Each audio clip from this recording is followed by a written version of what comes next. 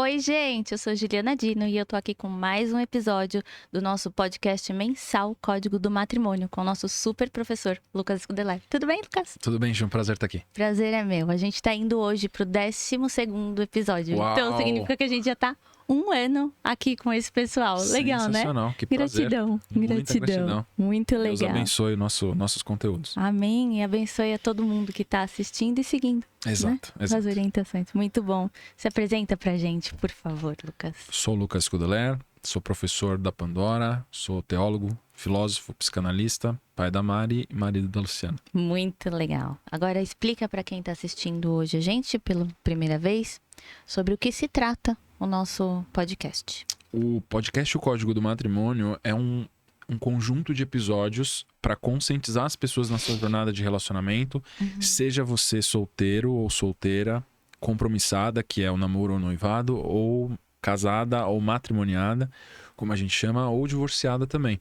Então, dentro dessa jornada de relacionamentos, não importa em que etapa você esteja, o Código do Matrimônio é você aprender como construir um matrimônio verdadeiro, que é um estado superior ao casamento, e mantê-lo até seu último dia de vida. Muito legal. E diferente dos outros podcasts que você participa, porque você normalmente vai lá e fala de vários assuntos, aqui a gente sempre traz uma temática. Perfeito.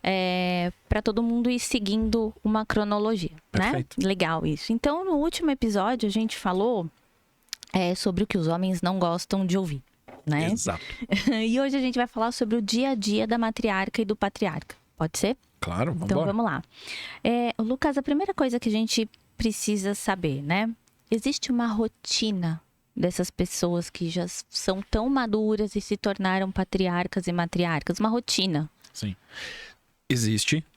Só que essa rotina, ela não é uma construção universal que se replica e é igual para todo mundo, tá? É uma rotina que o casal construiu em sinergia e é como se fosse uma dança que aquele casal desenvolveu que é única dele. Tá. Daquele casal, tá? Isso também é um outro ponto que é importante da gente notar, porque algumas pessoas têm uma concepção totalmente equivocada e errada no ponto de vista espiritual que eu conheci um patriarca e uma matriarca e eu quero seduzir o marido dessa mulher para ser o meu patriarca, só que o processo se esse homem se corromper e sair de um estado de matrimônio com uma matriarca sendo um patriarca, ele deixa de ser. Tá.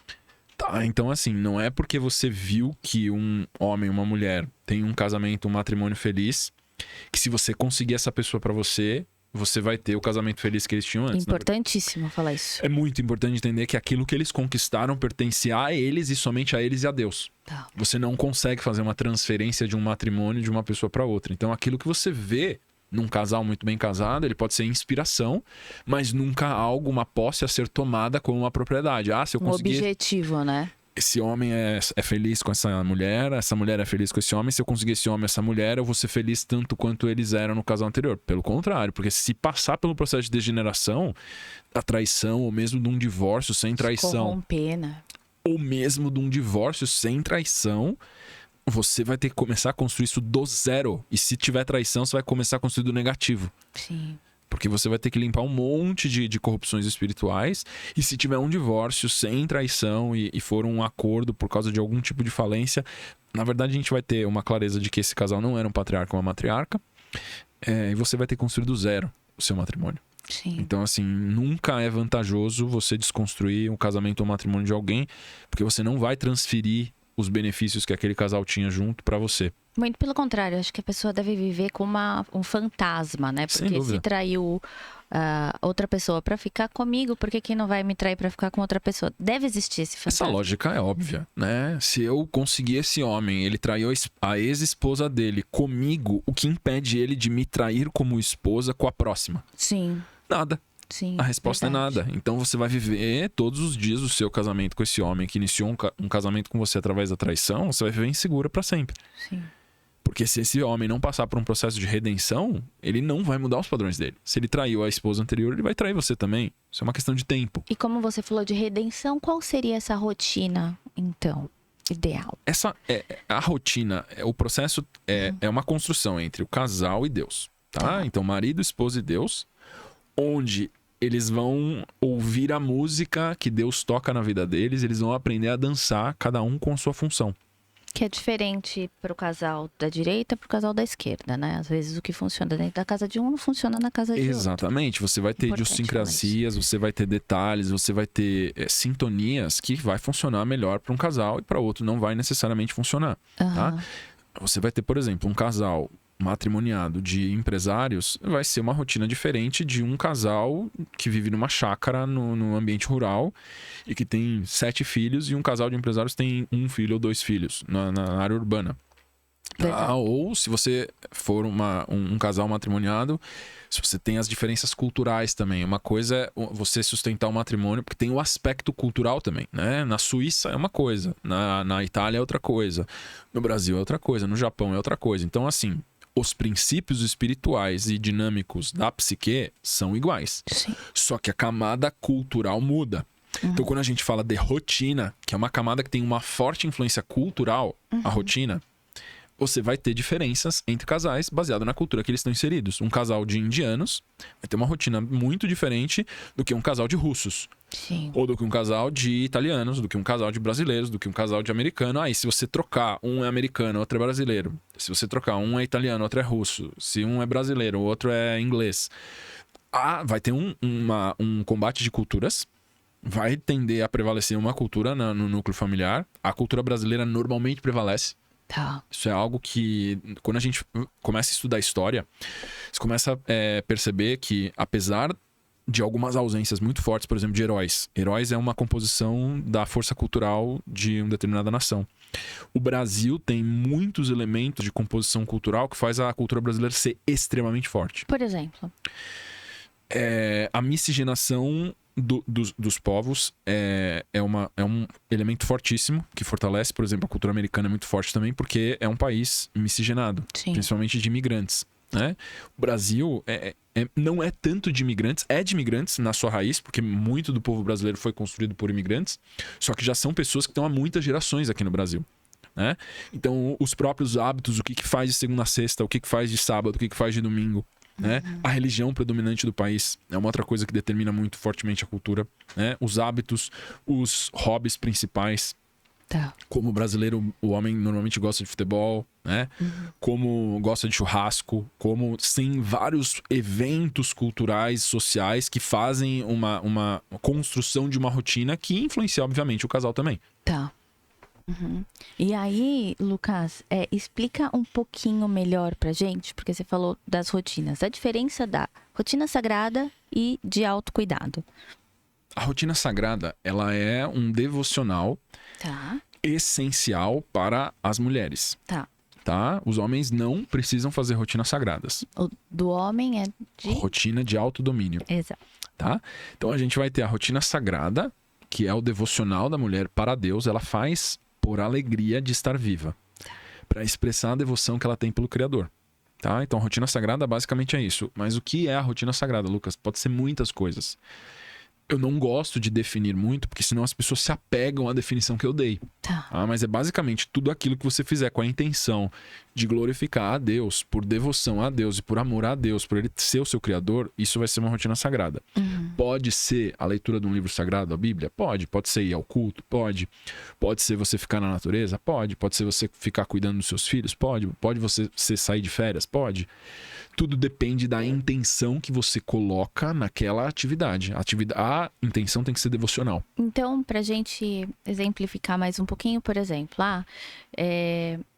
a Maria pode interpretar que a rotina sagrada dela é ajoelhar todos os dias, mas a Joana, ela pode interpretar que a rotina sagrada dela é honrar pai e mãe, Pode. pagar a conta em dia, Pode. respeitar todo mundo, respeitar ela, Pode. né? Então, para cada uma, a rotina sagrada basicamente é o que te conecta com a verdade de Deus. Isso é algo que é sagrado e que você claramente tem uma intenção consciente de devoção. Sim, sem barganha. Sem barganha. Você não faz aquilo por vantagem própria.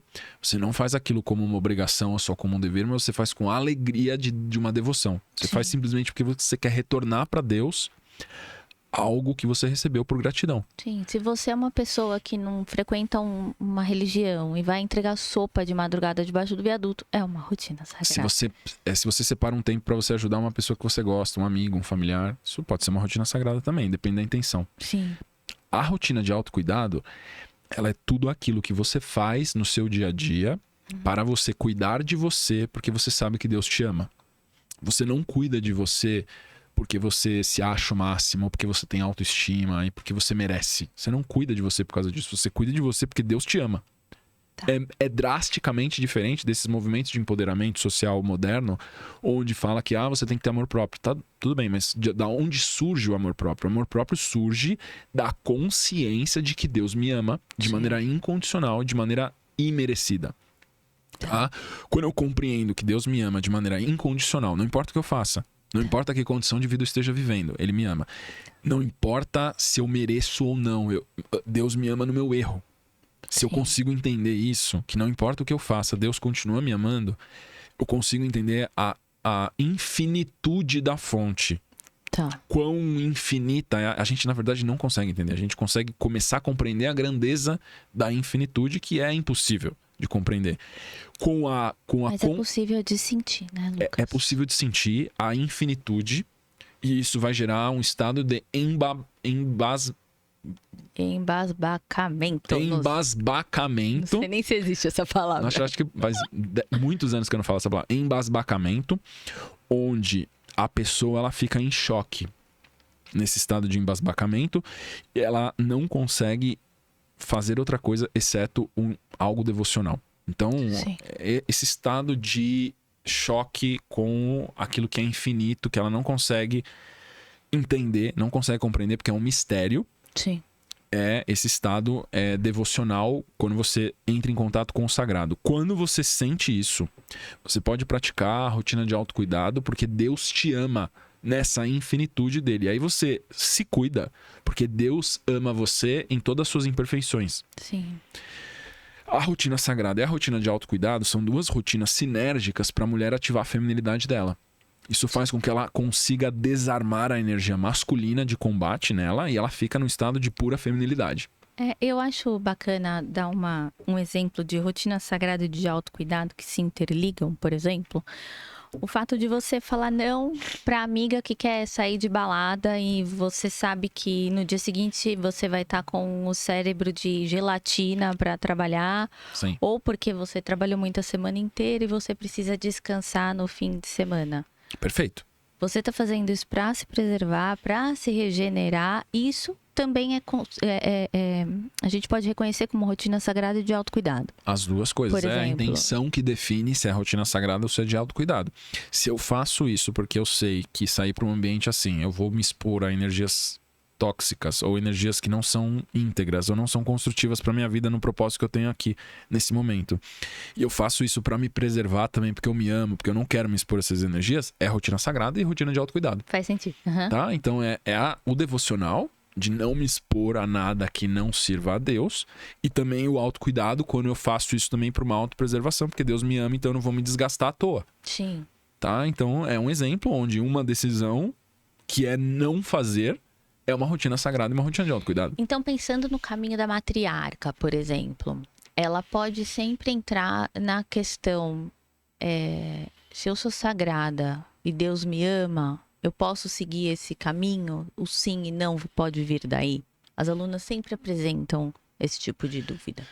Uma coisa que é importante é o seguinte: não é que a mulher é sagrada, ela é sagrada quando ela está com Deus em si. Sim, quando ela reconhece o sentido de Deus na vida dela. O Deus nela é o sagrado. Tá? Não é a feminilidade dela que é sagrada.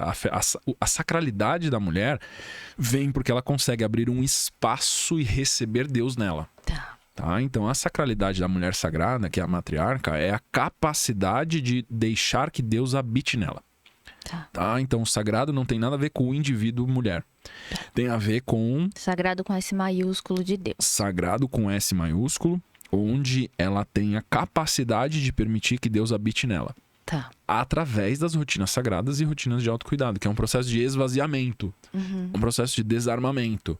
Tá. Quando ela ativa isso, ela desligou a masculinidade e ativou a feminilidade. Quando ela ativou a feminilidade, ela abriu um espaço dentro dela.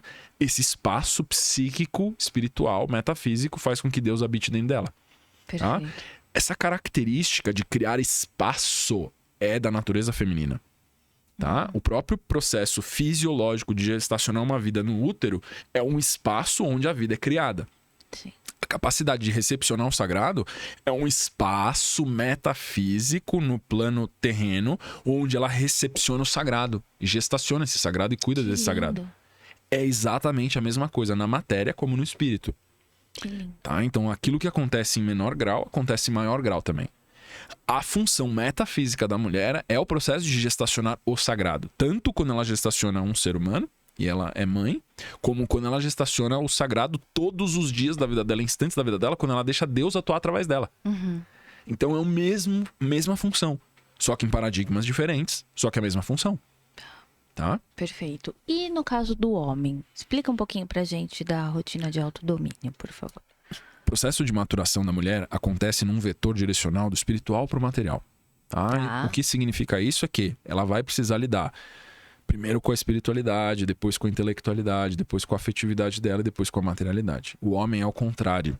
Ele vai ter que lidar primeiro com a materialidade. Tá? Isso significa que o processo de desenvolvimento masculino, a primeira coisa que ele precisa fazer é dominar a matéria. E é por isso que uma das primeiras coisas mais importantes para um homem é desenvolver força. Só que a gente tem Pensei que fosse a ambição. Não. Não, Força física e disciplina. Porque ele não consegue manifestar a ambição na vida dele se ele não tem força física e disciplina. Então a força física é um requisito para a ambição. A força física e a ambição é um requisito para a liderança, que é o terceiro virtude. A força física, a ambição e a liderança é um requisito para a honra. A honra não vale nada se o homem não tem força, não tem ambição, não tem liderança. Não existe. Não existe. Não adianta ele ter honra se ele é um fraco. Sim. Tá? Então o homem ele tem que ser muito forte na sua masculinidade para a honra dele ter valor. Senão não tem valor. Só que a gente tem uma diferença muito grande aqui, talvez até uma bênção que Deus dá para as mulheres, que é diferente dos homens. Tá? As mulheres elas começam um pouco na frente no processo de amadurecimento. E às vezes o preço que as mulheres pagam numa degeneração, numa corrupção é mais grave por causa disso. Porque elas começam com algumas vantagens espirituais que os homens não começam. Eu vou explicar. É como se fosse a desonra de Deus. Quando você dessacra o presente que Deus te deu e você começou na frente, faz muito sentido. Você cai, a sua queda é maior. Faz muito sentido. Tá? E o que a gente vê na sociedade moderna é uma queda das mulheres. O sofrimento feminino tá mais agudo do que o masculino, porque existe uma dessacralização dessa primeira graça que Deus incute nas mulheres. Tá? Então, o primeiro estágio de desenvolvimento feminino é a graciosidade. A graciosidade ela é recebida, ela não é merecida, ela é dada. Então, nasceu mulher, nasceu com graciosidade. Legal. Essa é a primeira virtude feminina. Isso significa que as mulheres começam um passo de maturidade na frente dos homens. Alguém tem dúvida disso? Eu não. Desculpa. Ninguém tem dúvida disso. É muito claro quando você tem, às vezes, irmão e irmã, gêmeos. Você tem um processo de amadurecimento dos dois. Você vai ver como a menina, ela amadurece antes. Ela desponta. Ela amadurece antes do que o irmão gêmeo. Sim. Tá? Isso é muito, muito fácil de ver. Por que que isso acontece? Claro que se ele tiver uma escola clássica de desenvolvimento de masculinidade, ele acompanha rapidamente, ele alcança isso. Porque ele vai precisar conquistar o primeiro nível dele. Ou seja, a mulher começa com o primeiro nível ativo, o homem não começa com nenhum nível ativo. Tá. Ele começa no zero. Explica bastante coisa, né? Exato. Por quê?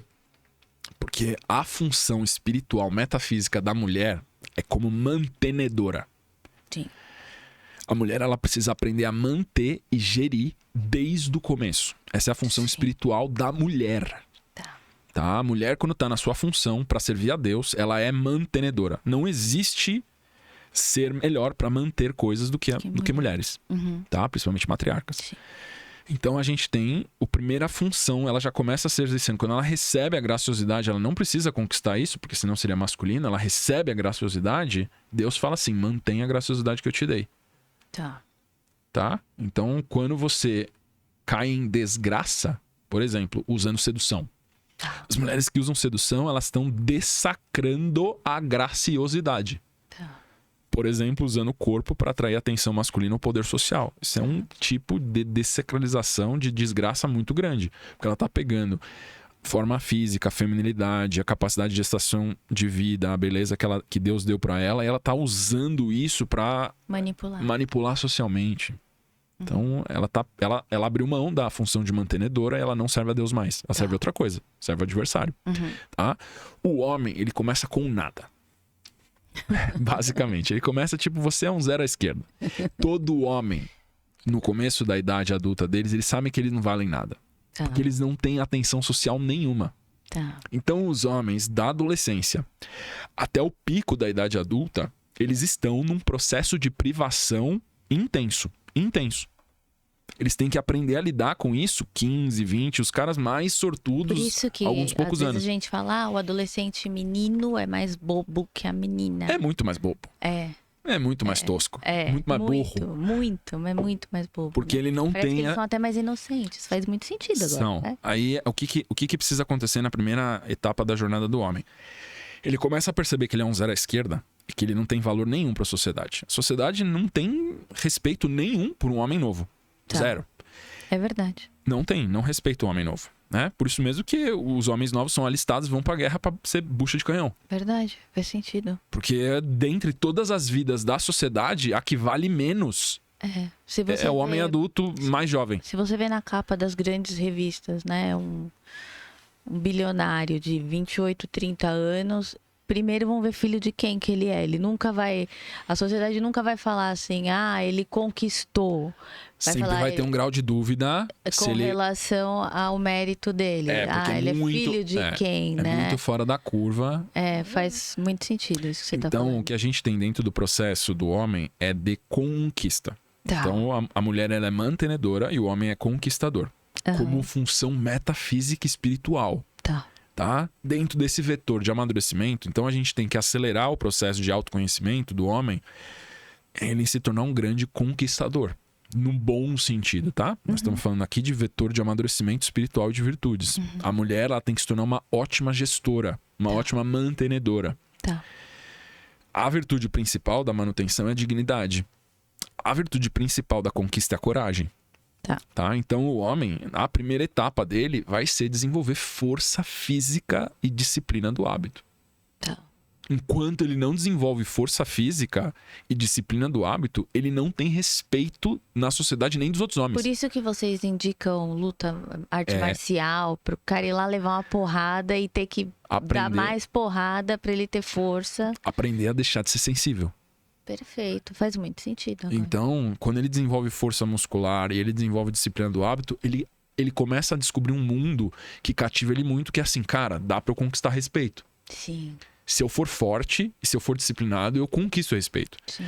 Então a gente tem, por exemplo, até... E no final, se você desbanca o adversário, você conquista a honra. Exato. Faz muito sentido. Então você tem jornadas longas até que trabalham exatamente nisso, de força muscular. Por exemplo, um lutador profissional, ele vai trabalhar profissionalmente com a força física, com técnica, com habilidade, códigos de ética e de moral também, como tem várias artes marciais que utilizam, mas basicamente é esse vetor direcional do combatente, do conquistador, do guerreiro.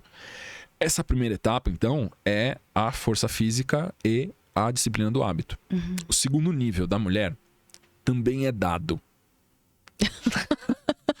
Só que esse dado é a partir do momento que ela ativou e se preparou para receber o presente. Tá? Porque isso é uma coisa que é muito interessante, eu nunca expliquei em outros lugares. A mulher que se acha autossuficiente, a mulher que é cheia de si, ela não recebe essa próxima dádiva.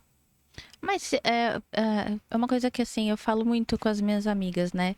Se a gente fosse autossuficiente, Deus não teria feito o homem e a mulher. Exato. Pra vir um terceiro, precisa do homem e da mulher, Precisa dos dois. Precisa dos dois. E pra criar, precisa dos dois. Precisa dos dois. Entendeu? Os exemplos sociais até. Você precisa ter os modelos masculinos, os modelos femininos, porque às vezes a gente é um pai, a gente é um péssimo pai, uma péssima mãe. E aí, o que vai acontecer? Seu filho tá amaldiçoado pra sempre? Não, ele vai ter que buscar um modelo maternal, um modelo paternal saudável e vai ter que te matar. psiquicamente. Sim. Que é um processo extremamente saudável e necessário de fazer, principalmente quando você teve uma péssima mãe ou um péssimo pai. Faz sentido. Então, essa próxima virtude matriarcal é dada por Deus quando a mulher cumpre certos requisitos de rendição e devoção. Que é qual? Elegância. Perfeito. Tá? Quando ela consegue não reagir emocionalmente, quando ela consegue se abster de ter que controlar ou de ter que manipular, quando ela cria uma intenção verdadeira de harmonizar conflitos sociais ao redor dela, e ela valoriza a paz. De verdade. Ela recebe a bênção da elegância. Ela se torna uma mulher elegante. Tá? Olha que interessante. Ela começou a intencionar a paz nos ambientes sociais que ela convive. A mulher, ela tem uma fortíssima tendência relacional. As mulheres priorizam muito relacionamento e qualidade relacional. Tá? Só que aquela mulher que é intrigueira, que é fofoqueira, que gosta de barraco, que gosta de conflito, que gosta de botar fogo no circo, essa mulher, ela nunca recebe a dádiva e a bênção da elegância. Ela nunca é vista. Ela nunca está em paz. Então, ela precisa primeiro desejar e ansiar pela paz. Quando ela anseia e deseja pela paz, Deus abençoa ela com elegância. Ela recebe, tá? Isso faz com que ela ganhe certos poderes de persuasão e de convencimento para pacificar corações. E é bacana você falar isso, porque quando você fala de elegância, não quer dizer nada que vai entrar ali pela porta uma mulher esbelta. Não, uma modelo top model, com um chapéu da década de 20. Não é esse estereótipo. Nós estamos falando da apaziguadora de conflitos. Sim, tem aquela senhorinha toda curvada de 90 anos. Elegantérrima. Muito elegante, né? Exato. Elegante de alma. Nós tivemos numa gravação um tempo atrás que eu cheguei pra você e falei: nossa, essa senhora era uma apresentadora. Eu achei ela tão elegante. Muito. A forma como fala, a intenção, né, com todo o trabalho dela. A suavidade no uma falar. Elegância de alma, de mirar, assim, você vê que tem uma proximidade com a paz. Sim. Ela tinha uma paz de espírito muito, muito profunda, muito clara. Sim, muito instituída por ela. Você vê que é por ela que ela decisão. É uma escolha. Ela quer essa aura de paz na vida dela. Ela não abre mão de ter paz. Sim. A paz é uma das principais desejos de um marido. Sim, é o que você diz, né? O que o homem mais quer, paz no casamento. Paz no casamento. Então, olha como tem uma congruência. Quando você começa a servir a Deus e você é agraciada porque você escolheu a paz, você já está se preparando para receber um marido. Verdade. Só que você nem está intencionando o marido, só que você está sendo preparada para. Porque no momento que você é uma mulher que anseia e gosta da paz, você está se tornando similar a muitos homens de bem que quando entram no matrimônio, eles querem paz. Sim. Se você é familiar com a paz, você gosta da paz na sua vida, é extremamente congruente você estar com um homem de bem, um patriarca, um homem honrado, porque você gosta da paz assim como ele. Sim, e quando você está num ambiente que você não tem isso, além de você começar a repelir aquele ambiente, você foge dele. É muito bacana. Ou você sai daquele ambiente e aquele ambiente não funciona com você. Aqueles contextos, né? Ou você começa a harmonizar aquele ambiente com a sua presença. É verdade. Porque existe esse poder também. Quanto mais sofisticada essa mulher é na devoção a Deus, mais Deus empodera ela para influenciar o entorno. É verdade. Então você vai começar a perceber que certas discussões e certos conflitos não acontecem na frente de pessoas elegantes. Dela. Não fofoca não acontece. Grandes discussões não acontecem na presença de pessoas elegantes. Sim, é verdade. Essas discussões, esses embates, essas brigas, elas são suprimidas pelos combatentes e pelos conflitantes, porque eles falam assim: enquanto essa pessoa está aqui, a gente não vai brigar. Esse é um princípio diplomático até. Quando você tem uma briga entre duas nações, normalmente entre uma terceira, que é amiga das duas, para intermediar. Sim, verdade. Então, o processo da elegância é você ser esse diplomata pacificador que apazigua corações. Sim, aquela tia que chega aí, que o almoço, a festa do almoço começa, porque ela ilumina o ambiente, né? A tia fulana chega. Aí tem o marido quer um conselho dela e a esposa quer um conselho dela também. Ela dá o conselho pros dois sem puxar a sardinha pra nenhum dos lados. Sim, ela tá lá ajudando com o almoço e ela fala uma palavra que ilumina que funciona pros dois, que não alivia nem pra nenhum dos dois e dá uma carga de sacrifício pros dois. Você fala, o casamento de vocês, para funcionar, os dois precisam fazer isso. Muito legal, é isso mesmo. Então a elegância, essa capacidade de apaziguar corações, tá? E a gente tem um próximo nível de conquista do homem, que é ambição.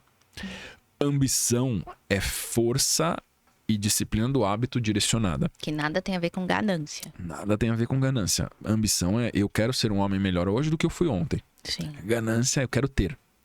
Tá? Então, a ambição é eu vou direcionar minha força e minha disciplina para me construir, para me lapidar como um combatente, como um conquistador melhor amanhã do que eu fui hoje. Tá. Ambição é isso. Eu quero me transformar num homem melhor, eu vou usar minha força e minha disciplina do hábito para isso. Ele é. Ele é ambicioso. Tá. Um homem ambicioso é um homem de Deus. Tá. A ambição é uma virtude. A ganância é uma corrupção de alma, é um vício. Tá? Terceiro... Então, a ambição, ela é, e a ganância, ele quer. Exato. Né? Só para deixar claro, pessoal, porque o pessoal confunde às vezes. A ganância é um vício de alma. A ganância é o querer ter. É um desejo. A ambição é um estado de espírito. Tá? Porque o próprio processo do Cristo, quando ele foi pro deserto e ficar 40 dias, era o processo de infusão do Espírito Santo Paráclito nele para ele deixar de ser Jesus e virar o Cristo. Porque até aquele momento, quando era requisitado que ele fizesse milagres ou que ele fizesse intervenções, ele falava, meu tempo não chegou ainda. Então ele tinha uma consciência muito grande de timing do momento do combate, porque no momento que iniciasse o combate, ele sabia que ia ter que terminar. Então ele sabia que em certo momento não era para iniciar o combate ainda. Então tinha um momento de preparação. Tá. O próprio momento de retiro no deserto foi esse momento de infusão onde ele recebe o Espírito Santo e transforma o Espírito Santo em Espírito Santo Paráclito. Depois conclui isso no processo de ressurreição. É um assunto teológico mais avançado. Profundo, Mas basicamente Jesus, ele atualizou o sistema do Espírito Santo dizendo o seguinte para o Espírito Santo: eu, como Jesus, sou o protetor agora dos humanos por decisão de Deus, e eu quero que o Espírito Santo agora trate de maneira mais amorosa todos os seres humanos. Tá. Ele basicamente suavizou as leis da criação para os humanos. É um negócio assim, bizarro. Tá? E aí a terminologia teológica é o Espírito Santo antes de Jesus e o Espírito Santo Paráclito, que é o Espírito Santo defensor. É o Espírito Santo que ampara. Tá? O que significa isso? Significa que antes o Espírito Santo era mais severo. Do ponto de vista dos humanos. Errou, vai ter que pagar o preço. Ele punia. Ele tinha um fator punitivo muito grande. Isso não significa que esse fator punitivo não existe ainda. Ele existe. Sim. Só que com a intervenção do Cristo, existe um processo todo de convite ao arrependimento e à rendição em nome de Cristo, onde o Espírito Santo está ali com a mão estendida falando, se arrepende em nome de Cristo que eu suavizo a sua pena. Jesus é a materialização do amor de Deus por nós, não tem o que falar. Exatamente. Então, o Espírito Santo Paráclito basicamente é essa suavização, é o Espírito Santo 2.0, onde as leis da criação ficaram, não que elas não mudaram, mas elas só ficaram um pouco mais amenas por causa do intermediador Cristo, que agora falou assim, agora eu tô no meio. Tá, então vai passar por mim. E se essa criatura falar que me segue, que eu sou o Salvador e reconhecer isso, as leis são aplicadas com uma penalidade reduzida. Tá? Não é que a pessoa perde a responsabilidade, mas ela é expiada da culpa. Faz sentido. Tá? Ela fica mais leve mesmo. A pena da culpa é retirada, mas a pena da responsabilidade não. Sim. Tá?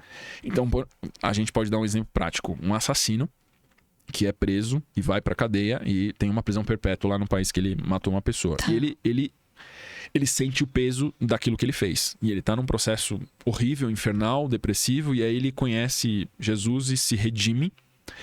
A partir do momento da conversão dele, ele consegue apaziguar o coração dele. A partir daquele momento, ele tá na cadeia, ele vai ficar preso pra sempre ainda.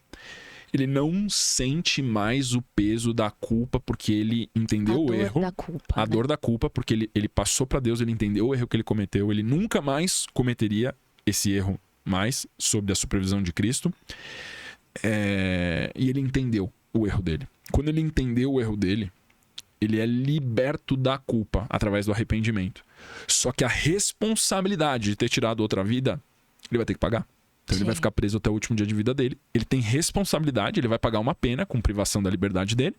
Só que ele não vai sentir mais culpa. Na verdade, a culpa era o fardo maior. 80% da penalidade era o fardo da culpa. Porque ele ficar preso, na verdade, era o mínimo. Era uma consequência. Era uma consequência. Ele já é um animal enjaulado. O boleto que ele tem que pagar do crime dele Só é que ficar enjaulado. A culpa tava estralhaçando a alma dele ali. Quando ele reconhece o erro, ele é expiado da culpa e agora até o fardo fica leve. Ficar preso até os meus últimos dias agora não é uma coisa mais tão difícil. E a Faz gente vê muito isso sentido. acontecendo com muitas pessoas que passam por um processo de redenção. Isso é um tipo de redenção extrema, tá? Sim. Mas o processo de rendição e de redenção, ele pode acontecer com qualquer pessoa quando ela sai de uma vida pagã, de uma vida secular, de uma vida servindo o adversário, e ela começa a servir a Deus. Coloca Deus a serviço e a sua vida a serviço de Deus em todos os assuntos. Perfeito, Tá. Lucas. E a mulher, por exemplo, né, que tem uma rotina mais puxada que a do homem, né? A gente está falando de rotina sagrada, de autocuidado, e o nosso foco é a rotina da matriarca e do patriarca. Suponhamos que é uma mulher que tem uma rotina de trabalho mais puxada que a do homem. Como que a gente pode administrar isso? Por exemplo, ele trabalha num departamento, não sei, nos Correios. E ela trabalha carregando peso em determinada repartição de uma empresa de transporte, por exemplo. Ela carrega caixa e tal.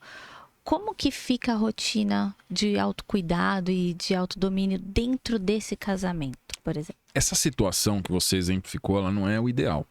Né? Mesmo Mas porque acontece, né? acontece. A questão é o seguinte, eu acho que é muito importante o marido ter a preocupação de o quanto antes ele conseguir libertar a esposa dele desses fardos que não tem a ver com a função dela de mantenedora.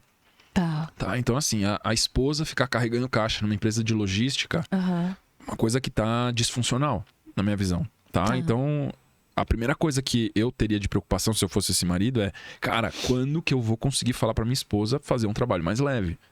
Porque no momento que eu faço minha esposa, ela precisa fazer esse trabalho pesado, eu tô tirando ela totalmente da feminilidade dela.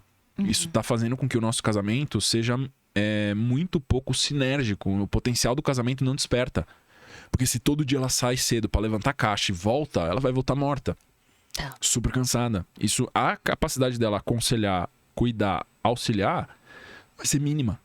Porque ela tem que cuidar dela. Ela vai estar destruída numa vida dessa. O marido, e ainda ela olha pro lado e vê o marido levando uma vida mais tranquila, com mais qualidade de vida, a probabilidade dela perder a admiração e o respeito por esse homem é absurda. Sim. Porque ele não está protegendo ela. Ele pode ter um trabalho de super responsabilidade, mas quando tem essa questão de força, de peso, de empenho físico, né? Sim. Isso atrapalha o relacionamento. Atrapalha. Mesmo porque quando a gente fala de essas pautas ideológicas de igualdade, a gente não vê igualdade em todos os cargos. Não. A igualdade que as pessoas buscam em cargos de liderança, em cargos de destaque. Sim. Eu quero que tenha mais senadora, eu quero que tenha presidente mulher, eu quero que tenha mais CEO de empresa. Mas você não vê assim falando, eu quero um doulo, por exemplo. Né? Não. Eu quero mais pedreira. Não tem. Eu quero mulher que carrega saco de areia nas costas. Não tem, porque não faz parte da função fisiológica. E tem funções que são mulher. Femininas que você não vê lá. Não, e você vai perder todo o potencial daquela mulher, do potencial de sensibilidade dela, se ela estiver carregando saco de areia na obra. Potencial produtivo, né? O tijolo não precisa de acolhimento. Verdade. O tijolo precisa ser manejado como uma matéria-prima inorgânica que é para construir uma casa. Isso significa que é um trabalho bruto.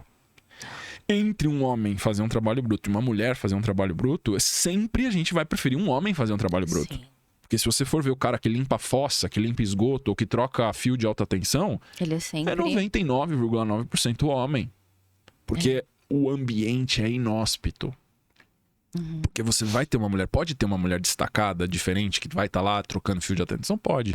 Só que a questão é o seguinte, ela não está usando nenhuma das características femininas que Deus deu pra ela. Porque naquele ambiente de trocar fio de alta tensão ou de limpar uma fossa de esgoto, ela não precisa de sensibilidade. Verdade. Ela precisa de insensibilidade. Ela precisa ser insensível. Verdade. Ou seja, ela tem que desligar a feminilidade dela totalmente, senão ela não consegue executar a atividade. Assim como um homem, você vai ser um doulo. Um doulo, né? Um que doulo, vem na minha cabeça. Não sei de onde eu tirei uma isso. doula homem. Sei lá, doula homem. Sei lá como é que fala isso em língua portuguesa. Mas um doulo. Esse homem vai ter que desligar totalmente a fúria dele. Porque naquele ambiente, para receber um bebê, para sentir as emoções da gestante, aquele ambiente é um ambiente de afeto, de sensibilidade. E feminino, né? Porque quem tá dando a luz é a mulher. A mulher tá dando a luz, aí vai ter um homem ali pegando o bebê, ele vai ter que ter uma sensibilidade absurda. Ele vai ter que desligar totalmente a masculinidade dele. Não orna. Uma coisa bizarra. Não faz sentido. É a mesma coisa que assim, a gente não vê... eu tô indo de extremo, tá? Ali, o nascimento vem de onde? A mulher que provê aquilo, né? Exato. Por exemplo, você não vê coveira. Por quê? Porque quem tem que abrir a cova e lidar com aquele negócio é o homem. Enterrar o defunto. Você não vê aquilo, né? Tem que ir lá exumar uma pessoa. Você não vê naquele cenário horroroso. Porque que mulher que vai escolher isso de sã consciência? Não escolhe. Que mulher que vai falar assim, meu sonho é ser coveira. A gente tá indo pros extremos. Sim. Não existe isso, né? Exatamente. Então... Só que no mundo dos homens, Ju, não tem esse negócio de, eu não escolho isso. Eu vou fazer o trabalho que tá disponível. Porque o mundo dos homens não é afetivo. Essa escolha de, eu quero fazer isso porque tem a ver comigo, eu quero fazer aquilo porque tem a ver comigo, isso existe no mundo das mulheres. Isso é um luxo que as mulheres têm um grande privilégio, tá? Algumas têm menos opções, obviamente. Sim. Outras têm muito mais opções. Também, obviamente, dependendo da sua classe social, dependendo do seu traquejo social, dos seus acessos. No mundo dos homens, isso não existe. O mundo dos homens é assim, você pode fazer isso aqui. Quer? Não quer? Tchau. Na minha criação foi bem assim com o meu irmão. Você é homem. Meu pai falava qualquer coisa. Você é homem. Você é homem, você não tem escolha. Exato. Com essas palavras. Exatamente. Então, isso é uma coisa que eu não tô falando isso pra criar uma guerra do sexo. Pelo contrário, porque eu sou totalmente a favor da união. Eu quero que as mulheres entendam os homens entendam as mulheres. Fica mais fácil quando você entende as competências de cada um, né? E isso é uma coisa que é importante, que é assim, a mulher ela só consegue despertar o seu potencial maior quando ela se sente protegida. Isso significa que é função do marido proteger a esposa para ela ganhar liberdade. Se você colocar a sua esposa na linha de frente, tipo, a gente tem que dividir tudo 50-50. Cara, você não vai ter uma esposa. Você não sabe como é a experiência de ter uma esposa se você não protegê-la. Perfeito. Você só vai saber o que é ter uma esposa de verdade se você for protetor e provedor. Porque daí, quando você protege e provê para sua esposa, aí você vai conhecer a natureza feminina dela real. Quando ela se sente protegida. Sim. E o que a gente pode falar assim, a gente tá vendo tudo o que acontece. E quando não seguem as rotinas? Degringola. Degringola totalmente, porque cada um tá em funções que não são da sua natureza, tanto fisiológica quanto psíquica. Que é mais importante assim, eu não tô querendo dar uma ênfase na biologia, pelo contrário, nós estamos falando de psique. Sim. A ênfase de fúria e de afetividade, de sensibilidade, nós estamos falando de polaridades da psique. Então, assim, o que impede uma mulher de ser coveira, não necessariamente hoje com o maquinário que a gente tem, é força física. Não, pode ser que ela tem uma retroescavadeira ali que ela faz, só que ela não quer. Não. Tem que administrar aquele cenário, assim, é muito agressivo aos olhos. Desgastante afetivamente, entendeu? Todo dia ela vem lá um monte de família chorando, ela vê tipo uma mãe com o coração despedaçado, aí depois vê um pai, aí depois vê um avô que faleceu e todo dia lidando com aquela tristeza. A realidade dela fica amargurada. Sim, é verdade. Porque a sensibilidade dela... é muito mais aguçada. É muito aguçada, ela começa a absorver aqueles sentimentos. O cara que tem a visão de túnel, ele entra na cova, ele cava a cova, põe o defunto aí. É o trabalho dele, ele vai resolver o problema. Trabalho. Ele vai ser respeitoso, ele vai ser gentil com a família. Ele fala, cara, é triste que vocês perderam Mas é ok, porque é o trabalho dele. É ok, porque minha família vai falecer também, eu também vou falecer. Tipo assim, a capacidade de racionalização dos homens é muito mais forte e ele consegue compartimentalizar. Ele falou assim, cara, eu tô aqui pra cavar o buraco.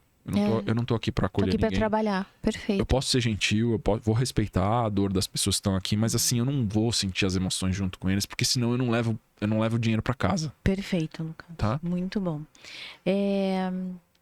E no caso do casal, que tá no caminho de se tornar matriarca e patriarca, qual é a rotina que você sugere que eles tenham juntos, tanto de rotina sagrada quanto de autocuidado? O que você sugere juntos para eles? Eu não acho que eles têm que fazer rotinas sagradas de autocuidado ou de autodomínio juntos. O que eles têm que ter são rotinas familiares. Tá. Então, momentos de qualidade de diálogo. Tá. Tá. Marido conversando com a esposa conversando com o marido. Eles juntos, com tempo de qualidade com os filhos. Isso é o que vai criar essa unidade familiar. O marido sendo marido, a esposa sendo esposa, e mãe, o marido sendo pai e os filhos sendo filhos. Tá? Só que a rotina de autodomínio do homem é do homem. Tá. A rotina sagrada da mulher é dela. Isso é um erro que muitas pessoas cometem também. Tipo, a mulher, ela começou a estudar, sei lá, um livro de espiritualidade ou fez um curso. Ela fala assim, nossa, esse curso é sensacional, meu marido tem que fazer. Não, ele não tem que fazer. Ele tem que ir no jiu-jitsu. Ele tem que tomar porrada na cara. Ele não tem que ficar lendo um livro de espiritualidade agora, porque ele já tá fraco. Se você der espiritualidade pra ele, ele vai usar isso pra fugir. É importante isso, eu vejo você falando bastante, né? A mulher, ela tem que focar nela, tem que focar em Deus, e o que vem do homem é chave e fechadura, é consequência, né? A escolha dele, é muito bacana. Ela tá fazendo um refúgio na espiritualidade, porque ela precisa fazer um processo de desarme, de rendição, ele tem que se fortalecer materialmente. Tá. Enquanto ela tá cuidando da família, fazendo as orações, fazendo as rotinas sagradas, ele tá indo tomar porrada no jiu-jitsu, fazer mais venda, bater meta e ganhar mais dinheiro. Tá, tipo drasticamente diferente. Você vai falar, mas como que isso funciona? Isso funciona belamente. Isso funciona de uma maneira maravilhosa. Porque esse homem traz proteção e provimento, ela traz cuidado, aconselhamento e cura e sensibilidade pro núcleo familiar. Tá. E aí, assim, pra gente já caminhar pro final, o pessoal separou aqui pra gente alguns exemplos práticos, tá? Então, vamos lá. A mulher que ela trabalha fora e ganha mais que o homem, né? Ela tem um êxito ali no fim do mês que ela consegue gerar mais receita e trazer para casa. Como que a gente pode administrar a rotina financeira desse casal, por exemplo?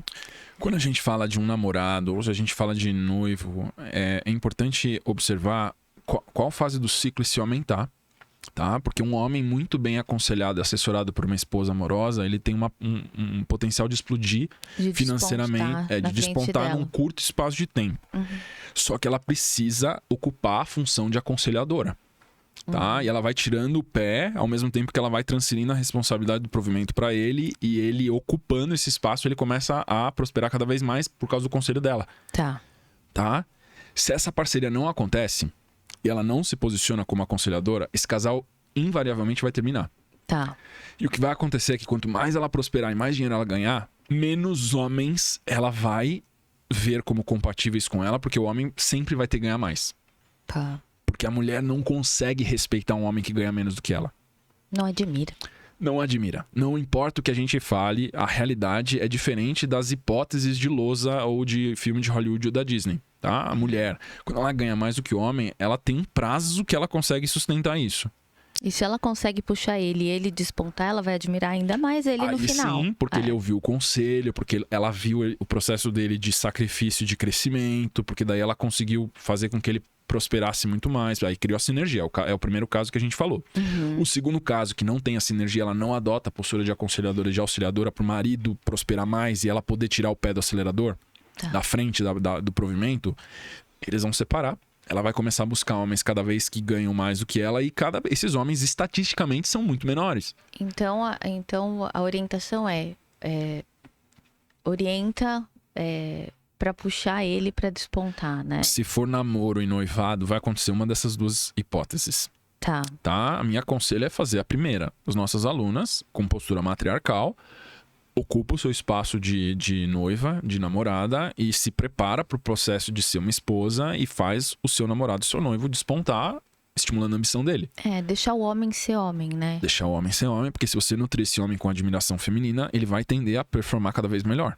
Sim. Se for um homem de caráter. Quando é num casamento, tem uma solução só para resolver isso, duas, na verdade. Uma é você estimular a ambição, que é a mesma da outra, E a segunda é essa mulher, ela se resignar em Deus, se conformar em Deus, e ela falar assim: vou aceitar o estilo de vida que meu homem consegue pagar. E o meu dinheiro, o que a gente faz? Eu vou separar para luxos pontuais. Quando eu sentir que a vida tá muito áspera, ela tá muito dolorida, eu vou permitir pagar alguns luxos que eu vou decidir quando. E o restante do dinheiro vai ser para a liberdade financeira do casal, quando a gente não trabalhar mais e não tiver capacidade produtiva. Essa solução funciona também. Ela não perde admiração, só que ela vai precisar se resignar em Deus, porque ela vai viver uma vida com uma qualidade inferior do que ela conseguiria proporcionar para ela. Isso vai determinar se ela consegue se submeter à liderança do marido. Tipo, se meu marido consegue me dar essa vida, então eu vou viver essa vida aqui. Sim. Aí você fala, Tom, mas eu tenho um monte de dinheiro que eu tô recebendo que eu poderia viver uma vida muito melhor. Tudo bem, então o que eu vou fazer é garantir o nosso futuro, porque lá na frente, quando a gente for velhinho, esse dinheiro vai ser administrado por ela, a gente vai ter liberdade financeira. Meu marido me sustentou e me protegeu a vida inteira com a capacidade financeira que ele tinha. E lá os dois velhinhos, a gente vai viver dos rendimentos do dinheiro que eu guardei ao longo da minha vida produtiva. Muito bacana. Ajudou bastante gente. A gente sabe que a gente tem bastante aluna nessa situação, né? Sim.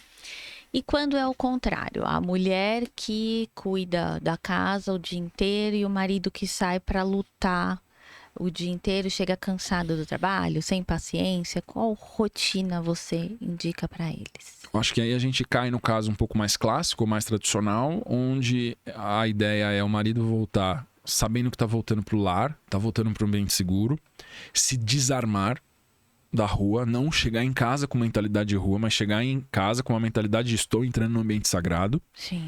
Não significa que ele não vai verbalizar que ele tá exausto, que ele não quer falar, Ele pode falar, que ele fica quieto, ele né? pode falar que tá cansado e tudo mais, só que assim, um marido que ama, ele pode se regenerar em silêncio. Simplesmente que nem eu falo, se disponibilizando para as mulheres da sua vida. Então, às vezes, a esposa tá o dia inteiro lá com as crianças, tá cuidando da casa e tudo mais, a única coisa que ela queria era um momento conversando com o adulto.